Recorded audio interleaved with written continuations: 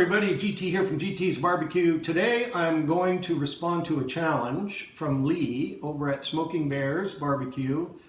I'm going to use some rib tips. When you trim a spare rib up to make a St. Louis cut, you're always going to have a little bit of leftover pork.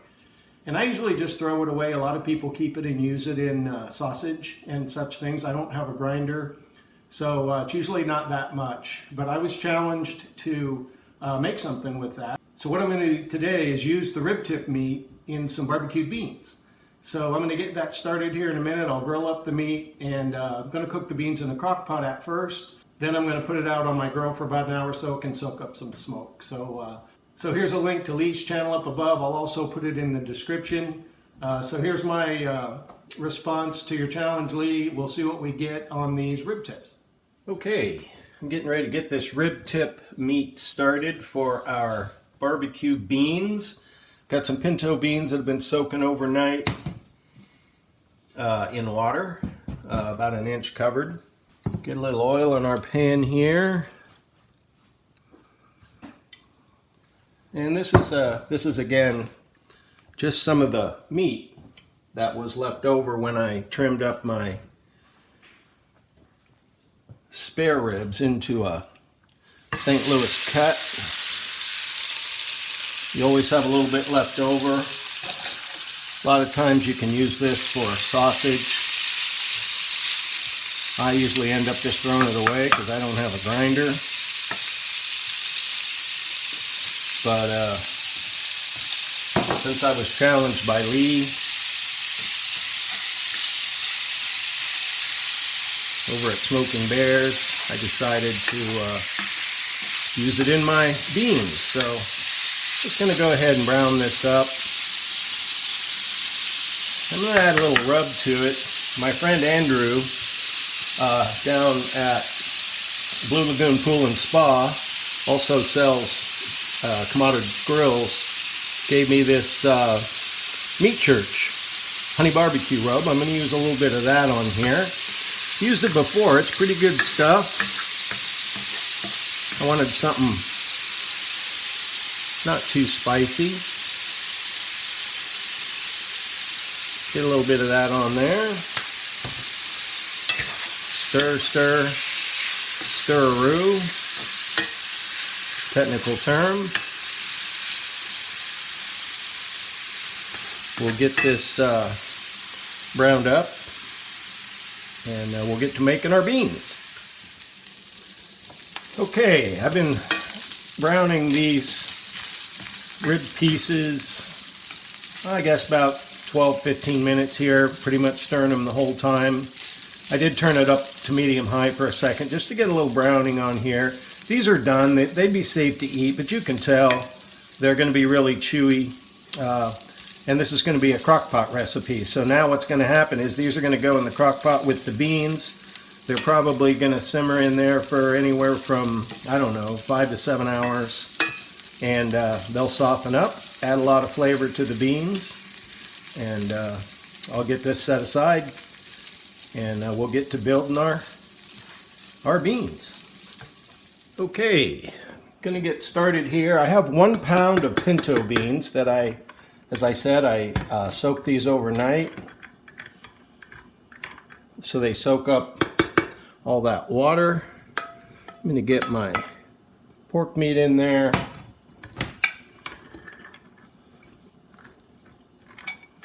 Like so.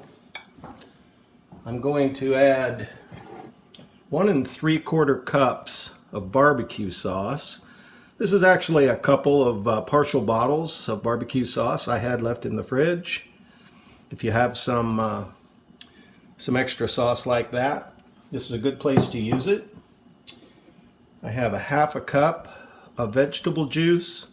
We're not going to add a lot of liquid to this at this point. We can always add more later, but those beans have soaked up that water overnight.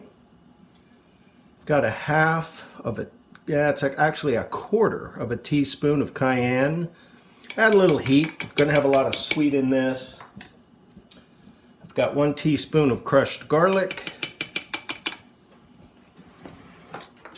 and 1/2 of a white onion that I've chopped up here.